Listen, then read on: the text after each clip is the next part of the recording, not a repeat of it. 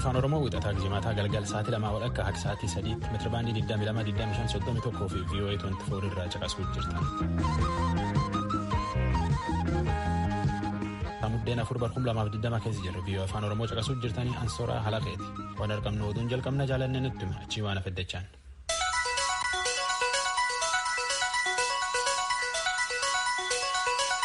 Attamoltan kabajamtoota dhaggeeffatoota keenyaa oduun jimaataarraaf qabnu kuno. Bulchiisa naannoo Tigraay keessatti seera kabachiisuuf tarkaanfiin fudhatame eega xumuramee booda hubannaa fi simannaan hawaasa addunyaa qabu gaarii ta'uu ministiriin dantaalaa Itiyoophiyaa har'a beeksisee jira. Dubbii himaa waajjira kanaa kan ta'an Ambaasaadder Diinaa Muftii tuuta oduuf ibsa kennaniin rakkoo gargaarsa dhala namaa furuunis jalqabameera jedhu gabaasa Mallaskaachuu Ammahaa Finfinneerraa erge Tujubee dubbisa. Dubbii himaa ministeera dhimma alaa Itiyoophiyaa Ambaasaadder Diinaa Muftii har'a Waaree irratti tuuta oduuf ibsa kennaniin torbanneen hanga tokkoof muummichi ministeeraa qabee hanga ministirii dhimma alaaf aangawoota mootummaa hanga tokkootti hojii dippiloomaasummaa hojjechuun ko'oommatanii turan jedhan. Muummichi ministeeraa Abiy Ahmed durataa gamtaa Afrikaa garee jila addaaf qaamotii kabiroof ibsa kennaniin gareen Wahaat waggoottan lamaan darban oliif jijjiirama argame danquuf yakka hedduu raawwachuusaaf mootummaan naannoo Tigraay keessatti tarkaanfiin fudhate seera eegsisuuf akka ta'e ibsuu isaanii ambaasaadderichi beeksisaniiru. Ittaanaa muummeen ministeeraaf ministiriin dhimma alaa Dammaqa Mokonnin immoo biyyoota hollaa Afrikaaf biyyoota Awurooppaa garaagaraa keessa naanna'uudhaan hojii dippiloomaasummaa hojjetaa turan illee tarreessaniiru. Keessumaa hojiin seera eegsisuu xumurameera ka jedhame torban darbee qabee hojii dippiloomaasummaa hojjetame ambaasaadderichi akkasitti ibsan. በተለይ ኦፕሬሽኑ በስኬት ከተጠናቀቀ በኋላ keessumaa duulichi milkaa'inaan erga xumuramee booda waamichaaf mariin bilbilaa geggeeffameera. Asirratti hojiin hojjetaman ijoon duulli sun kasaaraa xiqqoodhaan raawwachuusaa deebisanii qubsiisuu fi kanneen qe'ee irraa buqqa'an jechuun kanneen biyya keessatti qe'ee irraa buqqa'anis ta'e alatti godaanan hojii deebisuu jalqabamuusaati. Qaamotiin hangi tokko maaliif mariitti hin seenne ka jedhan jiru. Marii gamalaaleen bulchiinsi Tigraay kan yeroo fi hundeeffamee jira. Barbaachisaa yoo ta'e bulchiinsa yeroo fi sana waliin mariin ni geggeeffama. Hawaasa siviiliif jaarsorii biyyaa waliin dubbachuun akka danda'amuuf hojii kana keessatti garuu qaamotii seeraaf ajajamuu didan waliin mari'achuun kan hin danda'amneef kan hin yaadamne ta'uu itti himaniiru jedhan. Akka ambaasaaddar Diinaa Muftii jedhanitti hojiin dippiloomaasummaa hojjetameera ka jedhamu lammiiwwan hanga tokkoon hojii seera eegsisuu akka wal waraansaatti ilaalamee mariin geggeessamu ennaa dhaabsifamuuf dhimmisaa dhimma biyya keessaa ta'uunsaa ibsuun ennaa danda'amu jedhan. Keessumaa jedhan ambaasaaddar Diinaan Ruwaandaa, Ugaandaa, Keeniyaaf daawwannaan Riippaabilikii Dimokiraatawaa Koongoo keessatti geggeessamaniif mariin pirezidaantota waliin geggeeffaman kan milkaa'ina qabu ture. Martinuu dhimmi kun dhimma keessoo kan Itiyoophiyaa ta'uusaa kan hubataniif garuu martinuu kan isaan kaasan Awurooppaas ta'e bilbilaanis qaamaanis kan nuti argine dubbifne yaaddoon isaanii rakkoo namoomaati. Siviilotaaf eegumsa gochuuf of eeggannoon akka jiraatu ka jedhu akkasumas sanarratti maal isin gargaaru ka jedhu ture jedhan. Kanneen Sudaanitti baqatan biyyatti deebisuuf mootummaa Sudaan waliin waliigallee jirra ka jedhan ambaasaaddar Diinaan embasiin Itiyoophiyaa gamasiis irratti hojjetaa jira jedhaniiru. Yeroo dhiyoo keessatti biyyatti deebi'u jennee abdanna jedhanii naannolee miidhaan irra ga'aniifis meeshaaleen gargaarsaa ergameera jedhan jechuudhaan Mallaskaachuu Ammahaa Finfinneerraa gabaaseera. Magaalaan Maqalee to'annaa humnooti federaalaa jala ega galtee booda mormiin uummataa ka'uu hoogganaan TPLF ibsuun isaanii gabaafameera. Garuu televezyiyoonni mootummaa Itiyoophiyaa magaalaa Maqalee keessatti namoonni waa bitachuuf olii gadennaa sosso'an akkasumas tataa'aa ennaa jiran agarsiisaa ture. Kanarratti oduu booda gabaasa qabna. Barattoota eebbifamuuf jiran yuunivarsiitiiwwan mootummaa 50 ta'an keessaa harka caalaatti simachuun kan jalqabame ta'uu ministiriin saayinsiif barnoota sadarkaa olaanaa beeksisee jira. Yuunivarsiitiiwwan kun duraan sababaa weerara vaayirasii koronaan boodan ammoo walitti bu'iinsa bulchiisa naannoo Tigraay keessatti torban 3 gaggeeffameen akka hin banamne ta'ee ture. Kanarratti oduu booda gabaasa qabna. Muummichi ministeeraa Sudaan Abdallaa Hamdok lakkoofsa miseensota kaawunsilii abbaa biyyummaaf hundeeffame dabaluuf jiru jedhamee eegama.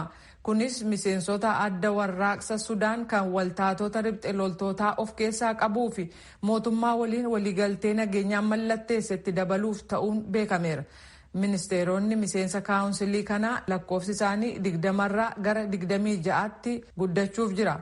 Ministeeronni haaraan kun maqaan isaanii himamuuf ka jiru yoo ta'u, kunis guyyoota muraasa fuullee keenyaa keessatti hojiirra oola jedhameera. Roobii darbe kaartuun keessatti walga'ii gaggeeffame irratti miseensonni paartii waltaatotaa kan mormitu baatilee ce'umsaa itti aanan 39 fi Hamdok muummicha ministeeraa ta'uun akka itti fufaniif waliigalanii jiru.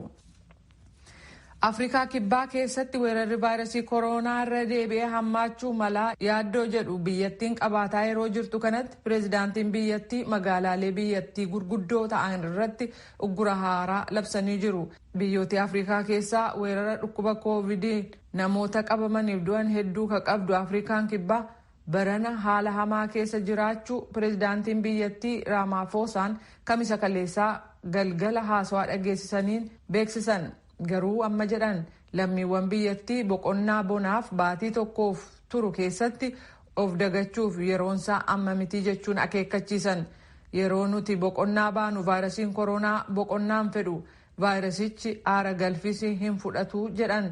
Dhuunfaa keenyattis fayyaa keenya eeggachuu akkasumas kanneen biroofis hin eeggannu taanaan nama baay'eetu dhukkuba vaayirasii kooroonaan qabamaa baay'eetu du'uuf jira jechuun dubbataniiru. Kan dhaggeeffataa jirtan raadiyoo sagalee Ameerikaa sagantaa afaan Oromooti. Kan pireezidaantummaa Yuunaayitid Isteetsiif haaraa filataman Joo Baayiden lammiiwwan biyyattii guyyoota 100f haguuggii funyaaniif afaanii akka gargaaramaniif gaafachuuf hin jira jechuudhaan kamisa kaleessaa dubbatan. Televiziyoona CNN'if Baayiden akka ibsanitti guyyaa jalqabaa kakadhee aangoo qabadhutti uummanni biyyattii guyyaa 100f afaaniif funyaansaa akka haguugu yookaan maaskii gargaaraman gaafadhaa jedhan. Guyyaa 100f malee bara baraaf miti guyyuma 100 jedhaniiru. Kana gochuun keenya lakkoofsa namoota dhukkuba COVID-19 qabamaniif du'anii akkaan gadi buusaa jedhu. Yuunaayitid Isteets keessatti yeroo kamiin iyyuu caalaa lakkoofsi namoota vaayirasii kooroonaan qabamaniif du'anii akkaan dabalaa jira. Pireezidaantii Yuunaayitid Isteets Doonaald Tiraamp bulchiisa isaanii kan waggaa 4 xumuruuf yeroon 7 gadii bakka hafetti gaaffileen isaan irratti ka'an dhaga'amaa jiru. Joo Baayiden injifachuu isaanii Tiraamp ni fudhatu. Hanga ammaatti hin fudhatiin jiran. Akka aadaa filannoo Yuunaayitid Isteetsitti naamusa qabeessa haala ta'een namni filannoo gaggeeffameen injifatame injifatamuusaa fudhatee isa injifateen baga gammaddee jedha. Tiraamp garuu injifatamuu isaanii mallattoo agarsiisu tokkoyyuu hin argisiisin jiran. Aangawoonni kutaalee Yuunaayitid Isteets Baayiden injifachuu yoo labsaniyyuu jechuudha. Tiraamp ammayyuu filannoo kanarratti shiratu hojjetame akka marsaa lammataaf hin filatamneef waan hojjetamee jira jechuu itti fufanii jiru. Oduun ammaaf qabnu kanuma.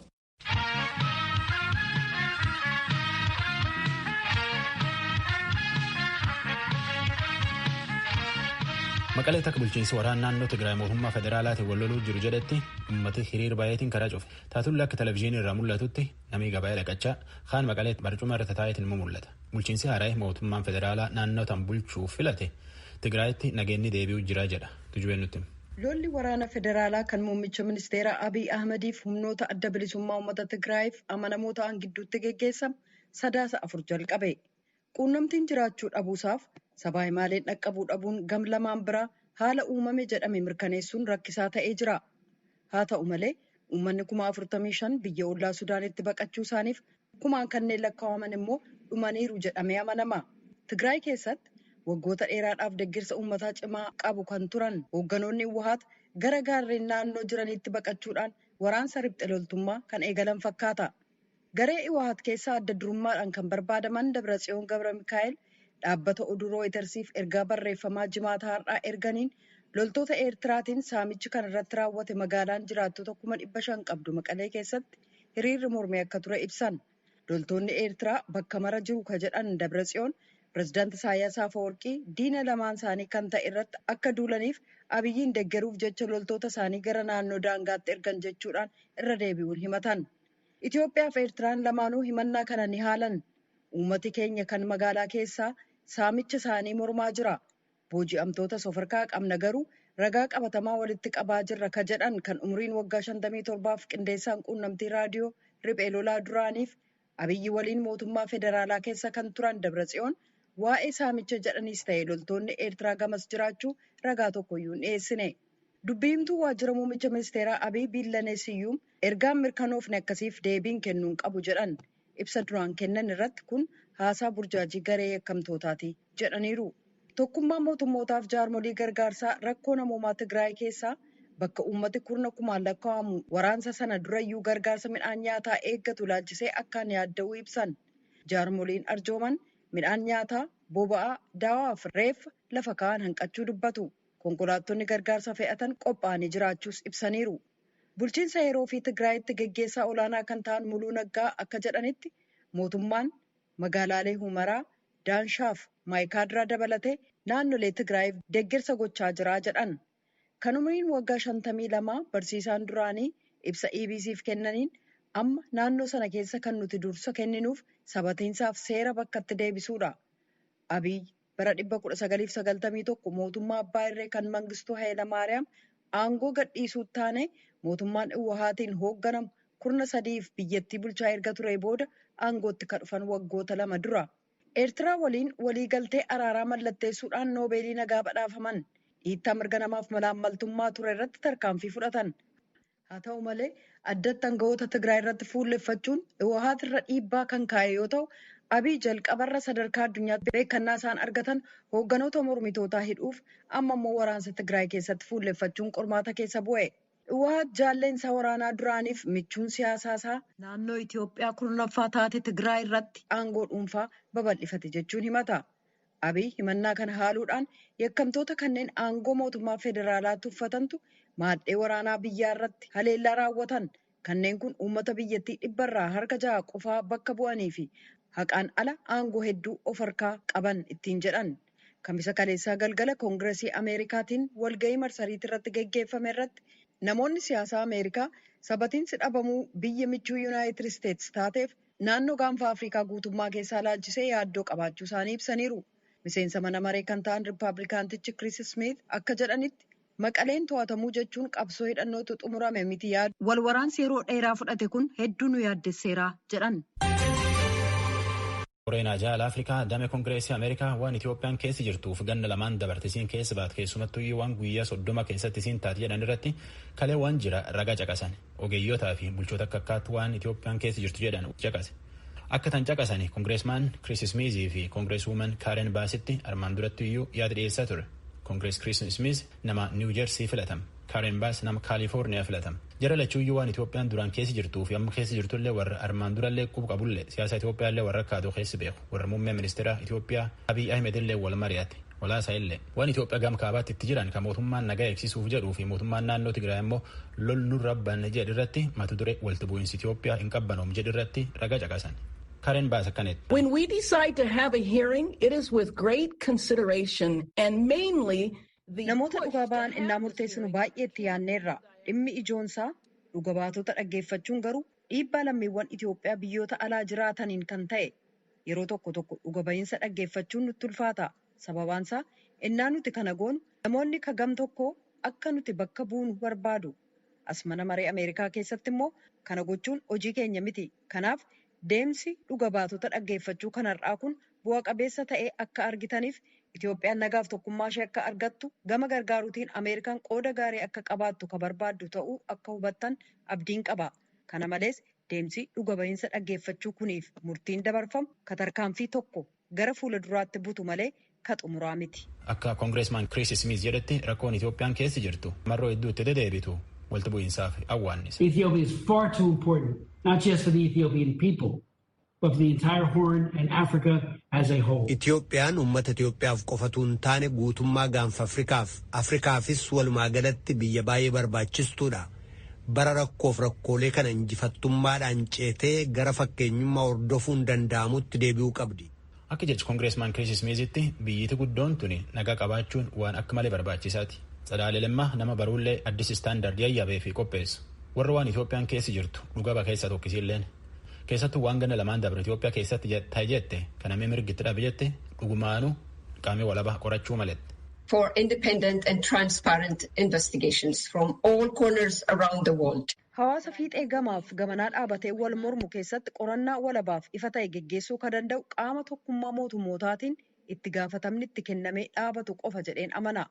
Gurmuu qorannaa tokkummaa mootummootaatiin taayitaan itti kennamee ala hawaasni Itoophiyaa addaan qoqqoodame Komishinni mirga dhala namaa Itoophiyaaf jaarmichi mirga dhala namaa sadarkaa addunyaa Amnesty International dabalatee dhaabbata kabiraa kamirrattiyyuu dhimma baay'ee barbaachisaa kana akka geggeessuuf amantaan irraan kaa'atamu. Looren Pook mana marii Ameerikaatti ogeettii haajaa Afrikaatti waan guyyaa 30 keessatti Itoophiyaa gama kaabaatti ta'e jette akka dansa beekuu fi waan akka malee qulqullaa'u malee hedduutti jira jette.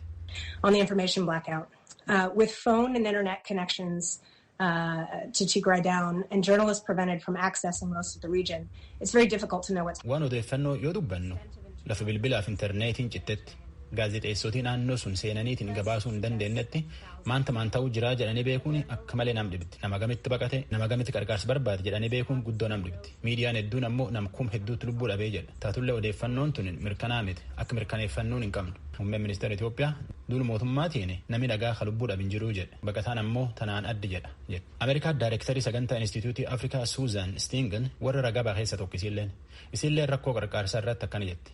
The reverberations resulting from the violence have exacted intolerable costs, humanitarian, human, economic.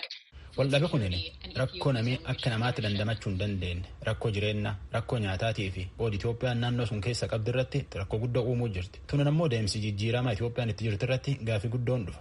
Akka Ameerikaan imaammata naannoo sunitti qabdullee irra deebitee ilaaltu tolcha jette. Dhaabii mirga nama qoratu Freedom House keessallee ogeessi olaanaan Yoosef Baawuzaalleen warri waan Itoophiyaan keessa jirtu mirga dhabiitii fi rakkoo isiin keessa jirtu jedhu irratti ragaa baakeessa tokko. Waraan adda jedhaniitiin naannoleen qopheeffatan irratti waan isaan hojjetan akka dansaa waan jarii hojjetu akka dansaa qorachuu qabanii jedha. Walumattuuyyuu koreen tun waan Itoophiyaan ganna lamaan dabarte keessa baatee fi keessumattuuyyuu guyyaa 30 dabarte irratti waan hedduu irratti ragaa caqas akka Hatsiyoon Girmaa gabaaftetti.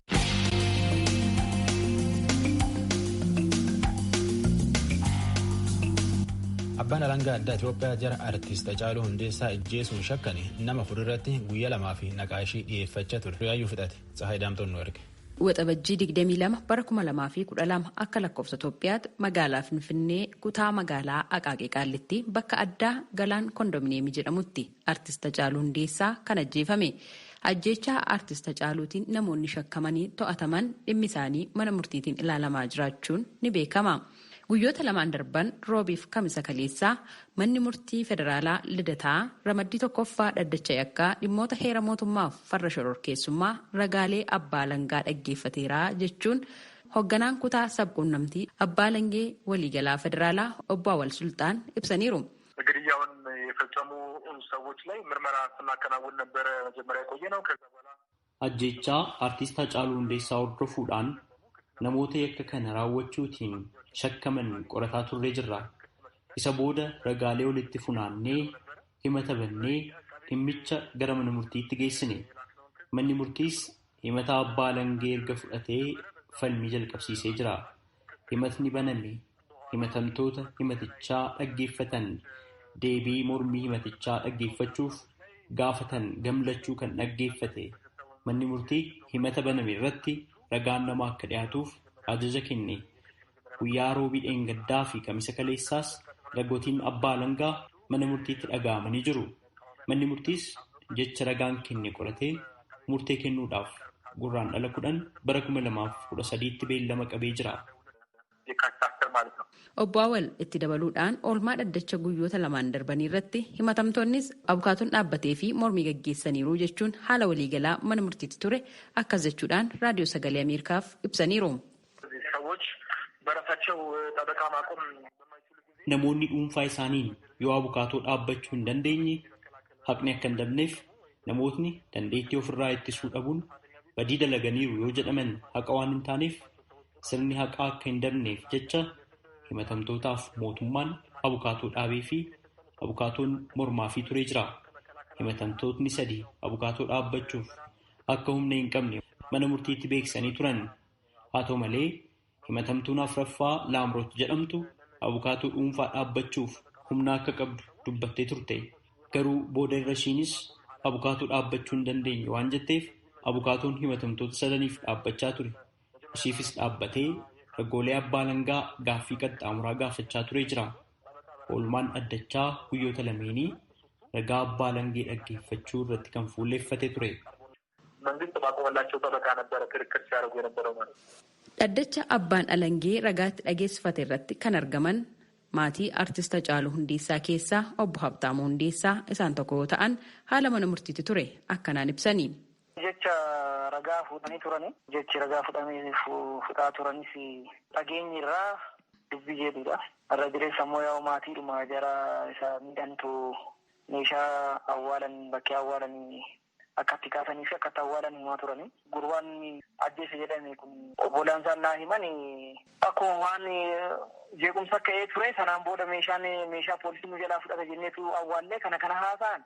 Garuu immoo warri immoo innaa isaanii akkana goonee jedhanii immoo kan innaa inni gurbaan ajjeese kun jecha kennu immoo kan dhageenya immoo jedhanii maatii haala warra taajjabbiidha deemetu immoo ragaa ba'ee isaan immoo waanuma isaan dubbatan wanti jiru kana ture. Maal goona nuti homaa dubbachuu hin dandeenye ragaadha dhageessifachaa turanii kanadha ilaalle malee wanti ilaalle hin qabu nuti wanta gaafannees hin qabu. Dhaddachi ragoota abbaa alangee dhaggeeffate jecha ragoota kanneenii qoratee murtee kennuudhaaf guraandhala 10 bara 2013tti beellameeraa jiran obbo Awwal dhimmi namoota yakka ajjeechaa artist Hacaaluutiin shakkamanii himatamanii kan ilaalamaa jiru seera yakkaa bara 1996 ba'ee keewwata 32 muraa tokko aaf baadhaan akkasumas labsii yakka shororkeessummaa ittisuu fi to'achuudhaaf ba'e lakkoofsa 1176 muraa 2012 keewwata 3 muraa 2 bu'uura godhachuun akka ta'es obbo Awwal yaadachiisaniiru. Gabaasa raadiyoo sagalee Ameerikaatiif Tsahaay Daamtoo Finfinneerraa.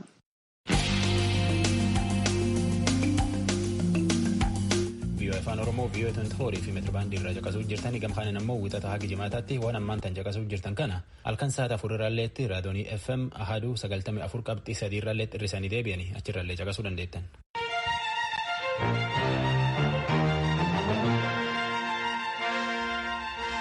Yuunivarsiitii Adaamaa Madda Walaabuutiif Ambootti barattoota baraan eebbifaman rakkinni akka akkaatiif barnoota isaanii jidduu cite isaan eebbifamanii barnoota duraan dhaban irra deebisanii barsiisanitti eebbaaf qopheessuu jiran jedhan Muktar Jamaalin namni dubbise. Yeroo baruuf barsiisuu sababa weerara vaayirasii koronaatiin addaan citeetiniin ture bakka buusuudhaaf yaalaatiniin kan jiru ministeerri saayinsii fi dhaabbilee barnoota ol'aanoo waamichi kanaan dura barattootaaf taasiseetiniin ture sababa nageenyaatiif jedhamee himameen ji'a tokko durallee akka barattoonni bakka turanitti hafaniif irra deebi'eetiniin himamuun isaanii yaadatama. Waamicha dhaabbileen barnoota ol'aanoo hedduun kanaan dura ji'a tokkoon dura waamaniitiniin deebi'ee harkaa fashalisaniin barattoota isaa harka caalmaa argachuusaa kan himu yuunivarsiitiin saayinsii fi teekinooloojii Adaamaa barattoota bara eebbaa marsaa jalqabaatiif simateetiniin ture barumsa isaanii kan bara barnootaa 2012 qisaafame bakka buusuudhaan qormaata xumuraa kennee fi eebbaaf qopheessaatiniin jiraachuu dubbata.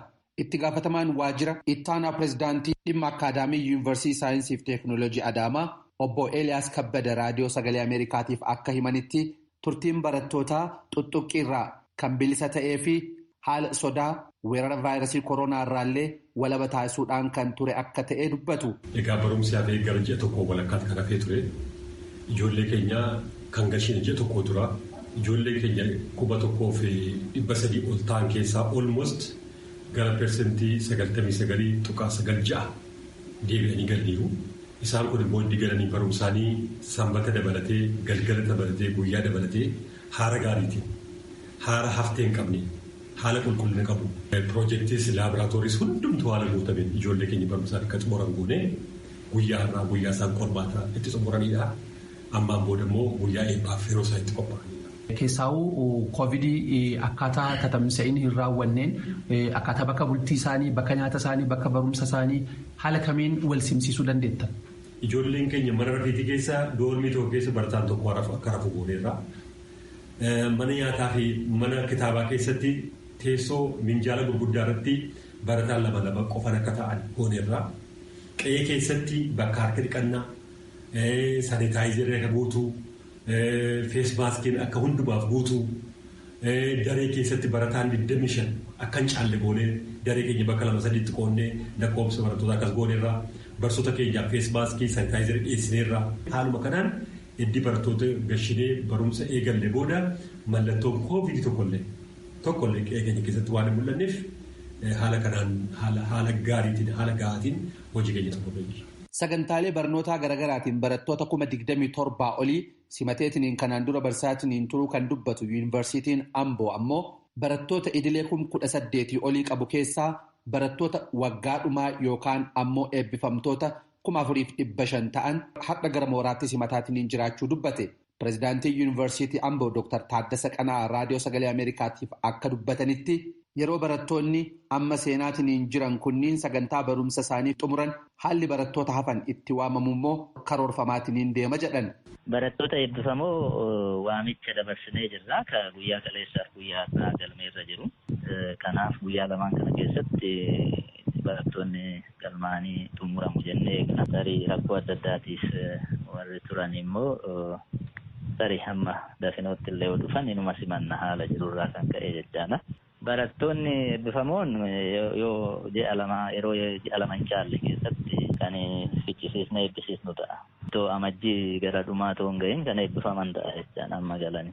Warra kaan amma xiqqoo qophii goonee yeroo dheeraa ta'uun fudhatin qophii goonee kan yaamicha dabarsinu ta'a. Guyyaa isaan murteessine garuu yeroodhuma gabaabaa keessatti waamna isaanii. Keessattuu yeroo turtii isaanii keessatti tatamsa'ina vaayirasii koronaa COVID-19 ittisuudhaaf hojiin hojjetamaatiin jiru maal fakkaata Dooktar? Qophii godhamuu qabu goone irraa fakkeenyaaf amma mana ciisicha isaaniitti kutaa tokko keessatti barataa 2-3 akka galu goonee mijeessinee jirra. Kutaa barnootaattis akkanuma lakkoofsee qopheessinee qophoofnee jirra. Manni nyaataallee akkanuma mana kitaabaattis akkaataa isaan itti dubbisan haalli mijatee jira. Bakka adda addaatti immoo akkaataa isaan qulqullina isaaniitti eeggachuu danda'aniif bakka harkatti dhiqatan bakka baay'eetti mijatee jira. Kanaaf kana dabalatee immoo waan fuula fi afaan funyaan uffistu kana feesmaask kan jedhamu barattootaafis hawaasa yuunivarsiitiifis binnee raabsinee jirra. Raabsaa jirra ammallee warra hin geenyeefis. Yuunivarsiitiin madda walaabullee qophiilee wal fakkaataa taasisaatiin jiraachuu dubbata. Barattoota 24,000 olii sagantaalee garaagaraatiin walumaa galatti yuunivarsiitiin madda walaabuu barsiisaatiin ture keessaa barattoonni 9,000 ta'an barattoota idileeti. Isaan kanneen keessaa barattoota 2,1600 ta'an bara eebbaa kanaaf qophaa'anii barumsa isaanii akka xumuran waamichi taasifamuu fi pireezidantii yuunivarsiitii madda walaabuu Dr. Ahmad Kaliil VOA'tti himanii jiru. Warri eebbaa 5-6 seenu torbatti kutaan ni eegala. Sadaasa 5-6 seenu. Achi booda turtii naannoo guyyaa 48 keessatti barumsas xumuranii eebbifamanii bahu. Akka isaan eebbifamanii bahanii warra itti aanutu yaamama. Ministeerri saayinsii barnoota olaanaa qajeelfama baasee jira. Haala yeroo koovid kana keessatti barataa qofaa miti. Seensi hawaasa yuunivarsiitii hundi ittiin bulu. Isuma sana irratti hundaa'ee bakkoota barataan baay'inaan itti wal gahu seensa irraa jalqabee dabalataanis doormii keessa barataa 2tu gala yeroo tokkotti. Doormii dura namni 6 galu amma gara 2tti gadi siqsine. Kaafteeriyaas akkasuma teebilii tokkorra akka dur namni 4 taa'u amma nama 2tu taa'a. Laaybirariis akkasuma kutaan barnootaas maqaa barataatiin kun teessoodhaan oradii murtaa'ee jira. Barataan kun teessoo ofii malee hin taa'u kutaa barnootaa irratti. Laaybirariis akkasuma bakka hayyamamuu fi bakka hin hayyamamne sirritti mallattoon isitti godhamee addaan bahee jira. Dabalataanis qaamota barataa kana tajaajilan balbala irraa jalqabee wardiyaa irraa jalqabee naannoo piroktaraa warra jiran naannoo mana nyaataa warra jiran hundi isaaniitu leenjii fudhatanii jiranii. Akkuma seenaniinis barataan amma seenu kanaaf maaskiinis qophaa'ee jira. Kun kennameefii gara barumsa isaanii seenu. Barsiisaanis haaluma kanaan hubannoon uumameefi barataa simanneetiin inni barsiisuuf qophaa'aa jira. Ministeerri saayinsii fi dhaabbilee barnoota ol'aanoo barumsa bara 2012 qisaafameetiin jedhe keessaahuu kan barattoota bara eebbaa xumuruudhaaf karoora baaseetiin tureen torbaan darbee dhaabbileen barnoota ol'aanoo hundumtuu barattoota isaaniitiif waamicha akka dhiheessan labsuun isaanii yaadatama. Adeemsuma kanaan dhaabbileen barnoota ol'aanoo hedduun barattoota isaanii kan waamaatiin jiran yoo ta'u akkuma waajjirri ministerichaa yuunivarsiitonni naannoo Tigraay keessa jiran barattoota waamuurraa duubatti harkifachuu malu yaada jedhuun ibseetiin turetti hanga ammaa yuunivarsiitiilee naannoo Tigraay keessaa waamichi barattootaaf dhagahamee hin jiru. Gabaasa sagalee Ameerikaatiif Muktaar Jamaal Adaamaarraa.